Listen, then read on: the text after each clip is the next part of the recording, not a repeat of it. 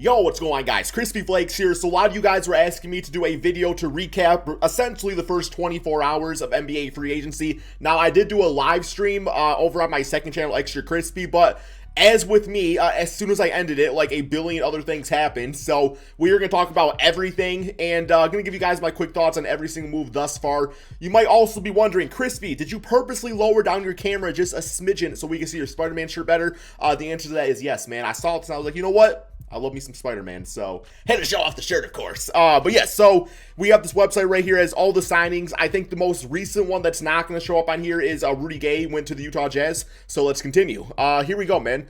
Let's just go through all these. I think it's in alphabetical order, so for people that like lists that are in alphabetical order, this is going to be perfect for you, man.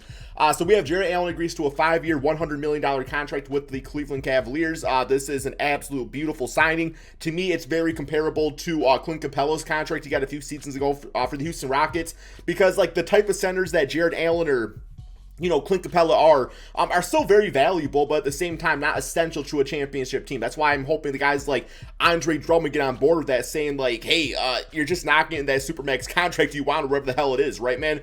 So going into your team with a good attitude, that you're just going to be a good, solid interior rebound type of guy, can lead to 5-year, $100 million contracts. Love this move for the Cleveland Cavaliers. Next up, we have Trevor Ariza going back to the Lakers after 12 years, man. And I remember Trevor Ariza on those Laker teams back in the day, so this is pretty cool.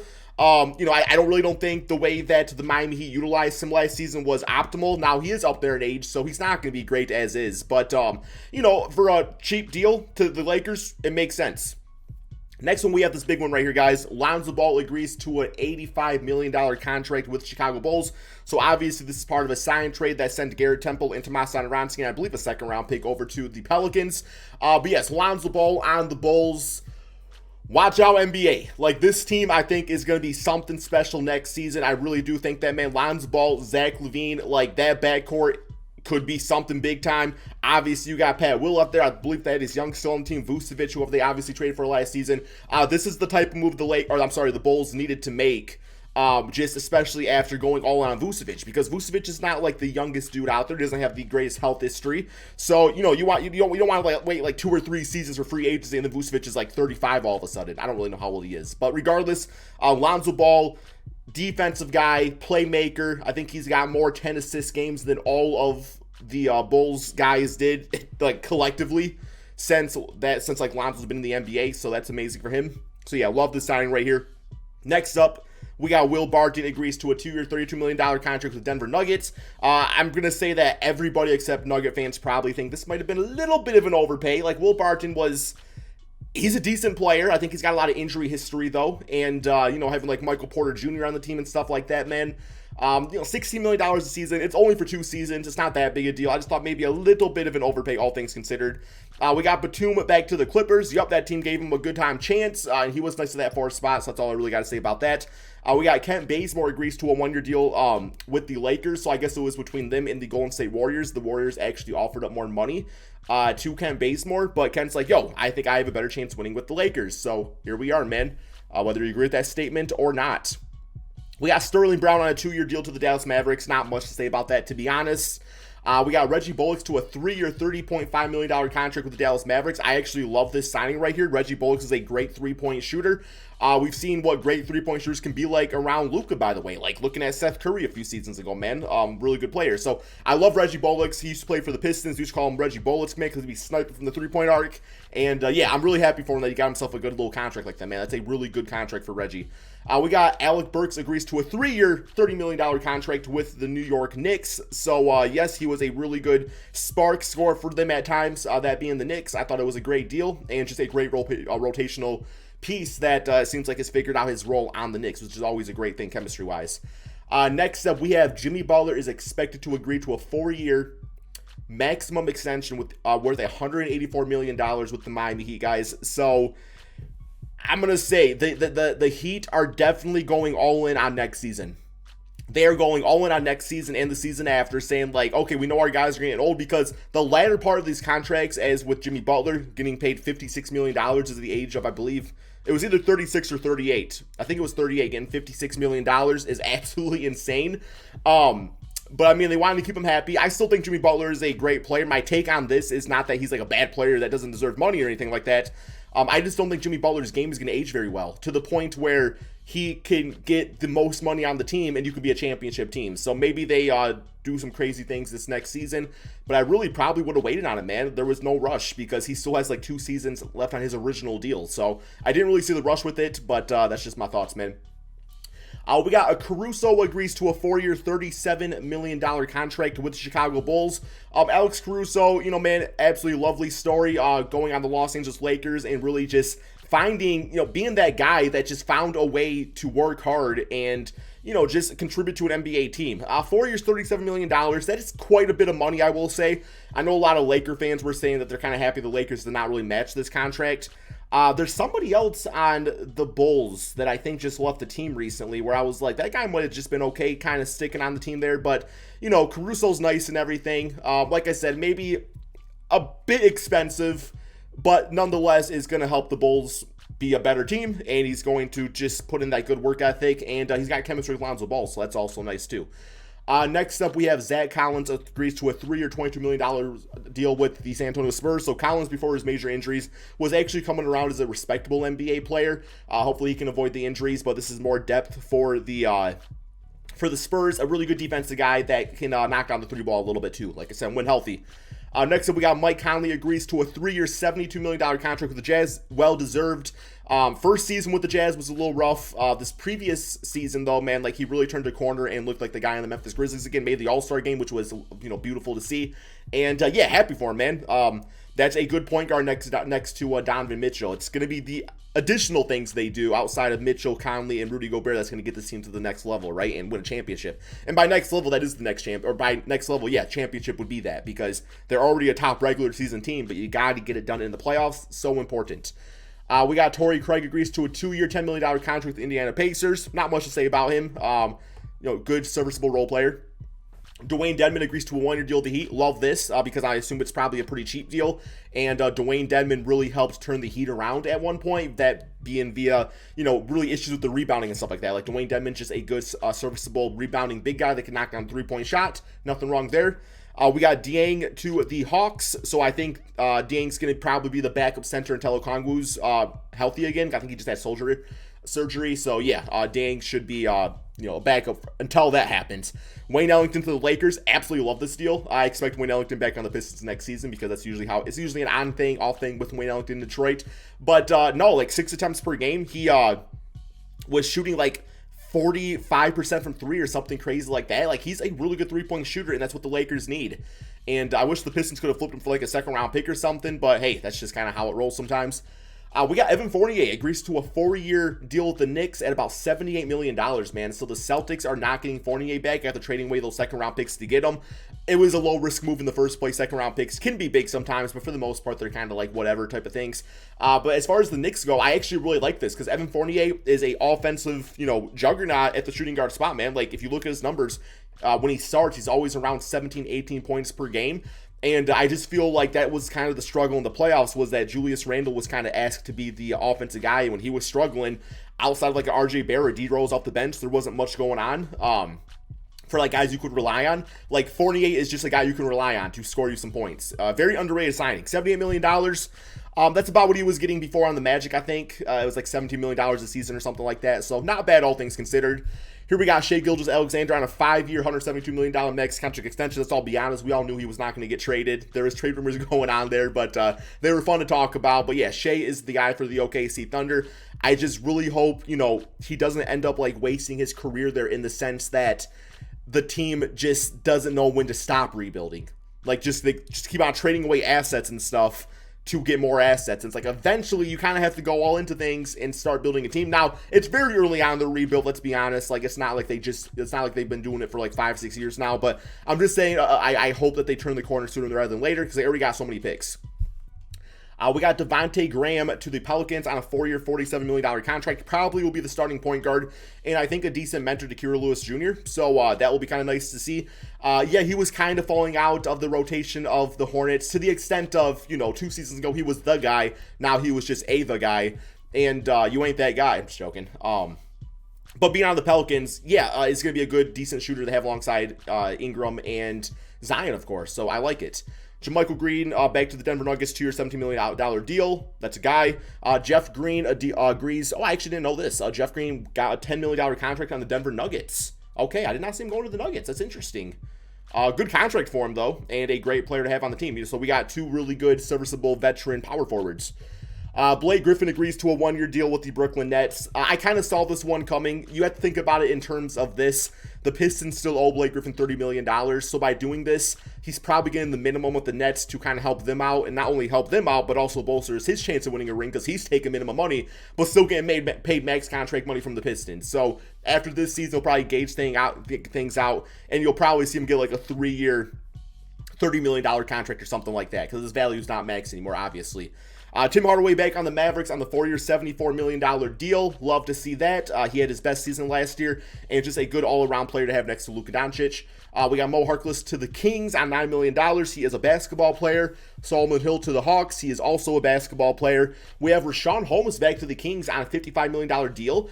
This one actually surprised me, man, and Richaun Holmes really has worked his way up in the NBA to getting himself this contract, guys. That's definitely a thing we're seeing lately is, players that were once slept on or not given a chance working their ways up to these great deals, that being Caruso, Richaun Holmes. I believe Duncan Robinson got himself a nice contract. So, yeah, this is great to see and great news for the Kings because, like, their center spot, it's just set now. Like, you have it out, you have it in control. You can now look to trade Marvin Bagley and look for better fits on the team. Buddy Hield, all that stuff. Dwight Howard back to the Lakers. Love to see it. Third time around. Won a championship the second time around. Corey Joseph to the Pistons. I like this contract right here, $10 million deal for 2 seasons.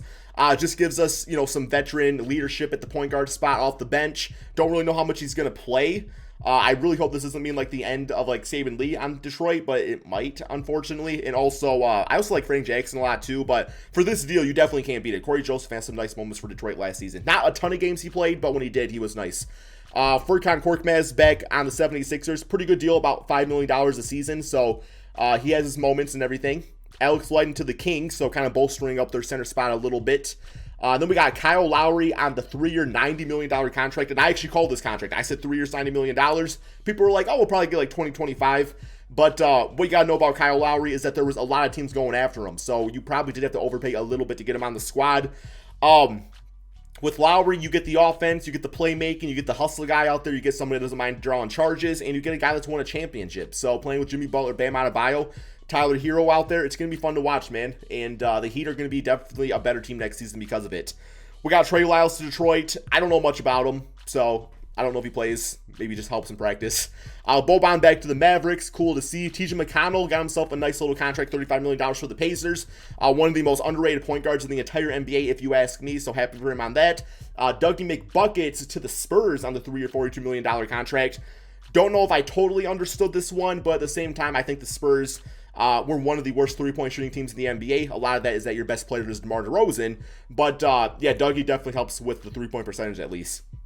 We got JaVale McGee to the Phoenix Suns on a $5 million deal. Love that. That is perfect. Dario Saric is going to be out probably for the season with the torn ACL, if not most of it. And JaVale is just a good center to have behind DeAndre Ayton. So, yes, this was a fantastic one-year deal for JaVale and the Phoenix Suns. We got Mike Muscala on the OKC Thunder, and my only question is why? Nerlens Noel back to the New York Knicks on a $32 million deal. He was a defensive anchor. I don't know what this quite means for Mitchell Robinson. I don't know if Mitchell Robinson comes into the season now as the full-time starter and Noel just comes off the bench, which definitely could work. But, yeah, I love this signing all around. We got Nwaba on the 3-year deal with the Houston Rockets. Don't really know how many playing times there's going to be available with all the guards on the team and stuff. Semi Ojeleye to the Milwaukee Bucks on a 1-year deal. We got Kelly Olynyk to the Pistons on a 3-year, $37 million contract. And I love the deal, man. That's about $12 million per season. Kelly Olynyk was, killer for the Houston Rockets last season at about 19.6 rebounds per game. I don't expect that in Detroit, but if he's playing like 20 minutes per game, playing some backup center, spacing things out for Cade, that is beautiful. As of right now, the Pistons center rotation was Isaiah Stewart and Jahlil Okafor. So, I mean, I'd rather have Kelly Olynyk play than Jahlil Okafor is what I'm trying to say there. And, yeah, I like the signing, man. It's about $12 million a season. They traded away Mason Plumlee, who was getting paid $8 million per season. If you think about cap inflation and everything, it's roughly the same type of money they would have been kind of paying to Mason Plumlee. Now, obviously, Mason's contract would have looked better because the with inflation going up to $8 million looks less. But yeah, I was okay with this deal. I'm happy about it. That's all I got to say about Kelly Olynyk. I ain't like going crazy over it, but it was a fine contract. We got Chris Paul 4-year deal with the Phoenix Suns at about $120 million. Shout out to CP3, man. You are CP paid. So, yeah, that's a big-ass deal. You got to be happy for Chris Paul. You got to be happy for Chris Paul. Like, straight up, man. Imagine, like this guy literally went from people saying he is overpaid, injury-prone player to, at the end of the contract, getting another 4-year, $120 million deal. That is crazy, but I'm happy for him and the Phoenix Suns. Hopefully they can run it back next season. You also got Cam Payne for the backup spot now at a 3-year, $19 million deal. Shout out to Cam Payne, another guy that was looked upon as being out of the NBA and just made a big-time presence and impression for the Phoenix Suns and their fan base. We got Otto Porter to the Warriors. This one I've not seen yet, but Otto Porter on the Warriors, that's pretty damn awesome if the deal's right. Probably doesn't start for the team, but, you know, with that three-point shot instantly fits into the offense. I guess you could do some small ball lineups out there with having him at the 4, Draymond at the 5, and obviously having Wiggins and Clay and Steph Curry out there. So that's interesting, man. I love that for their bench units, just bringing out some additional scoring. We got Bobby Portis back on the Bucks. Seemed to have found himself a home there. He was a big part of just the culture and just the vibe of the team. Norman Powell, 5-year, $90 million deal with the Portland Trailblazers. This makes you wonder if perhaps CJ McCollum is probably gone.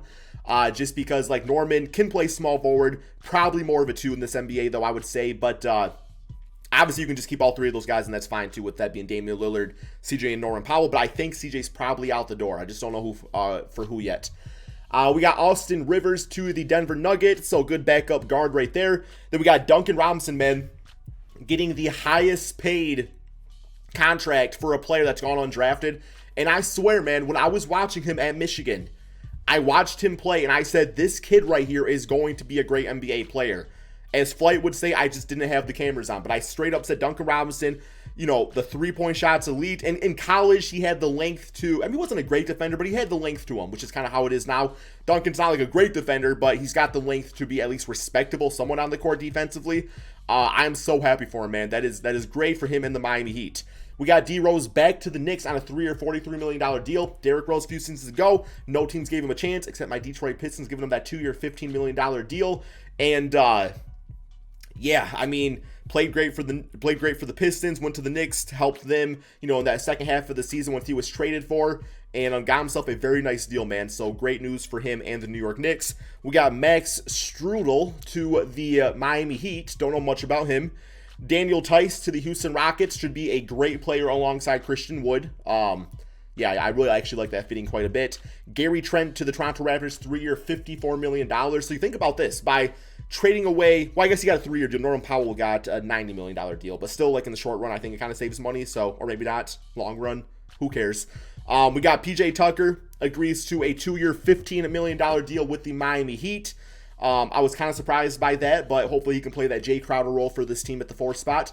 Gabe Vincent on a deal for the Miami Heat, and then we got Trae Young, got himself the max extension, as he should, with the Atlanta Hawks. No surprises there. And then we got Cody Zeller, 1-year deal to the Portland Trailblazers, in which I replied to this saying that the most average player in NBA history is not going to keep Damian around, but we will see. And let me go over real quick here to my Instagram account, which is crispyflakes_YT, by the way. See if we got anything else new.